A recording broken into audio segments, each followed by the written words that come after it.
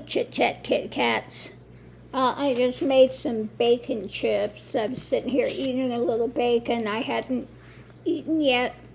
I haven't had time. I was up at 4 this morning starting to work with the little one. And so I think I'm going to try to take a little bit of a nap and try to regain some strength. Now he's going to come home tonight. If he survives today, we'll put it that way. And as you could hear, the nurse says, well, he's not eating and he's sleeping. They've got his blood sugar up. He was close to comatose. It's just a nightmare, and they said they may send home with me some of the dextrose and have it mixed for him. He will come home with me tonight if he survives the day. They don't have overnight nurses there, so he will come here. And like I said, I went to the store and I bought all the different baby food. I've got turkey, chicken, beef, ham, and hopefully he'll eat some of those, so we'll see. So yeah, I got as many different ones as they had, that hopefully there's something that will grab his attention that he'll eat.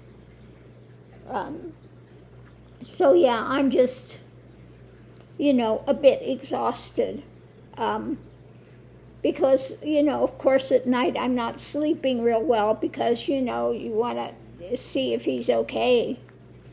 And then this morning when I got up, he couldn't even stand. He'd try to stand up in his little legs and he'd fall over. Yeah. So it was really bad today. He was just about comatose. Now I don't have any sugar here to make him dextrose. So, they'll get that. But like they said, his breathing is bad, so they've got him on oxygen today. And how much they're going to charge me, I have no idea. They didn't talk about finance at all. But when I called today, they said it might be probably in the hundreds, okay? Which it usually is. I don't think I've ever come to a vet that I haven't paid at least $300 or $400. So we'll see. But at least they didn't hit you up with that before you left the office, okay? Which was nice. And like I said, today they're just going to watch him, keep him warm. Now his body temperature is real low too. It's 97, and they said his temperature should be over 100. So his temperature is really low, which is not good too. I have the same thing. I've got a very low body temperature as well. But mine had to do, I think, with the thyroid issues and stuff. That can cause you to have a lower body temperature as well if your thyroid is not working real well. So anyway, it's a waiting game now. I wanted to call this morning before they go to lunch because they're at lunch from 12 to 1:30.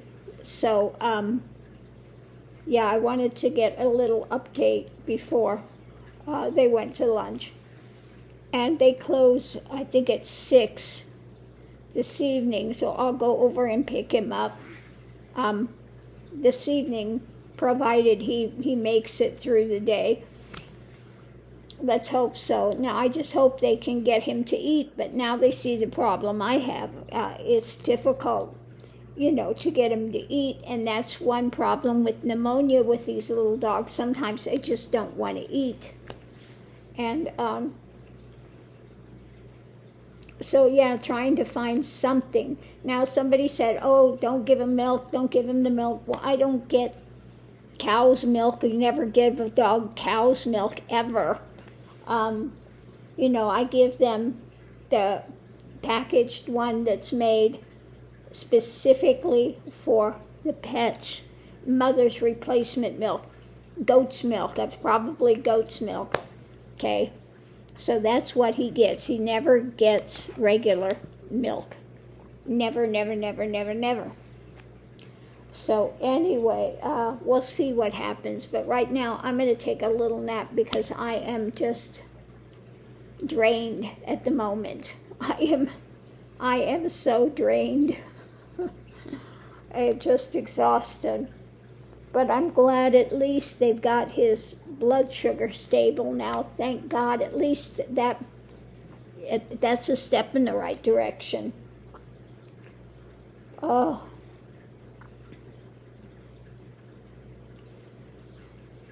This is really, it's touch and go, touch and go, touch and go.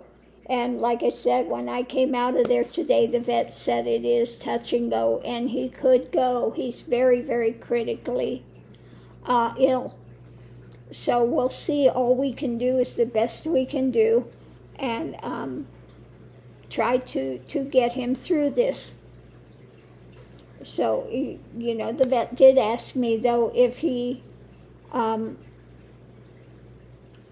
dies, do you want us to try to revive him? And I said, no, absolutely not. If he goes, then it's not his time to be here, and he's got too many health issues, to make him suffer with that. Because that's the big thing I'm about. I'm not going to let my animals suffer.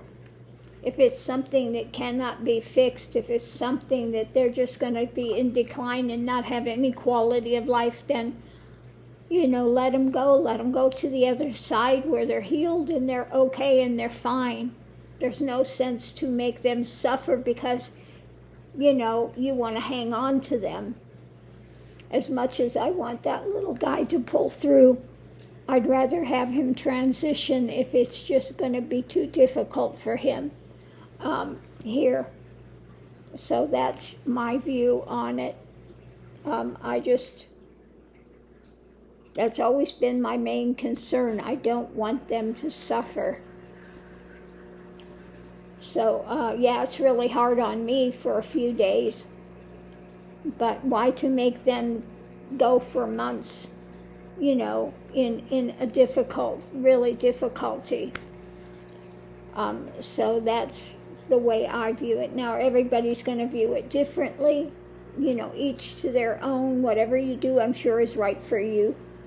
But that's the view here. So anyway, on that note, I'm going to leave this here because I really need to.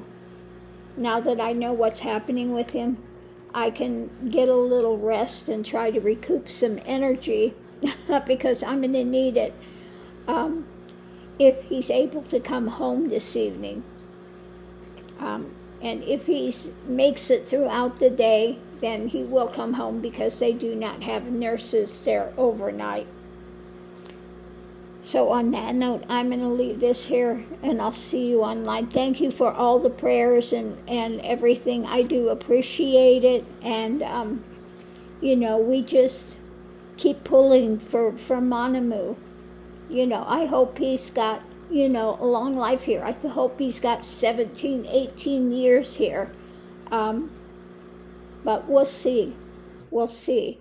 The main thing is to get him through this, and he's so small. His blood sugar drops like that so quickly. And the pneumonia is going to take weeks and weeks and weeks to if we can get him through that.